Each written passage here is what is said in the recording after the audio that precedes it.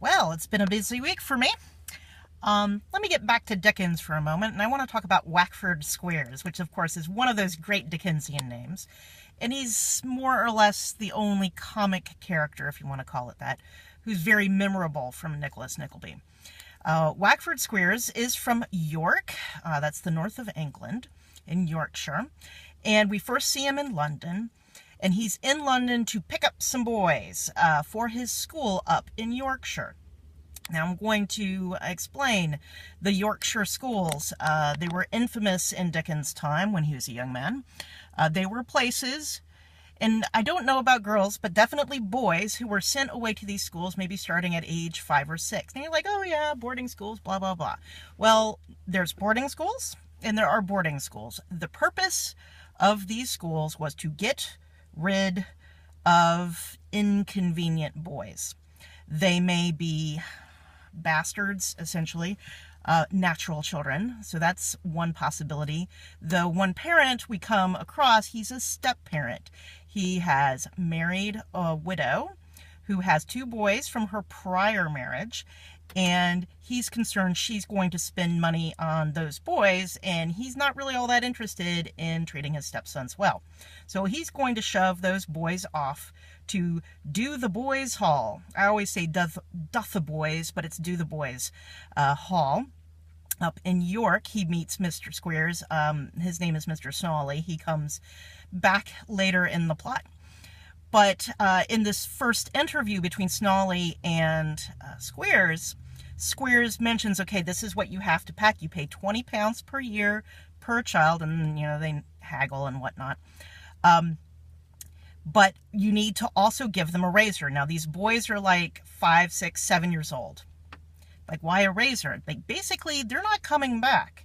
We are going to hang on to them essentially until they die, and many of them do die because they're abused physically, emotionally, any kind of way.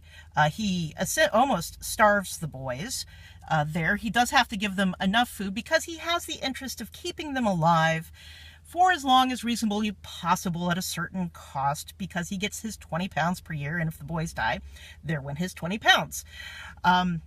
So, you know, we get some detail. The point of Wackford Squeers, this is where Nicholas Nickleby starts out as an assistant to the schoolmaster up in York, and he doesn't last very long. He can't put up with the abuse. He feels degraded himself, and a specific character, Smike, and I will talk about Smike and Ralph Nickleby in my next video, that Smike has run away, and the Squeers family runs out after him and catches him, ties him up to the carriage, brings him back to the school, and he's going to get the shit kicked out of him by the schoolmaster. At least that's what Squeers thinks. What actually happens is Nicholas Nickleby really beats the crap out of him.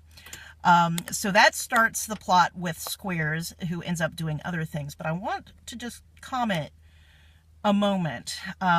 So Dickens himself, in a foreword to one of the editions, so remember, this is coming out in installments over time, over several months. That's how he was publishing his novels. And he always published his novels this way.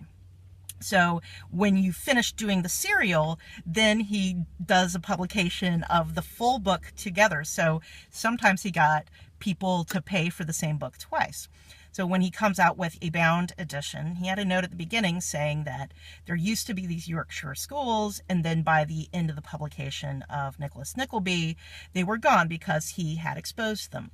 The thing is that these schools were known. I've seen some academic work where they were saying they were already on their way out at the time. But you do need to keep in mind, there's always been ways to basically dispose of unwanted children. So these Yorkshire schools were one. In the prior novel, which I'm not covering and pretend doesn't exist, Oliver Twist, you have the various, you know, on the parish, you have the workhouses, you have the foundling hospitals and that kind of thing.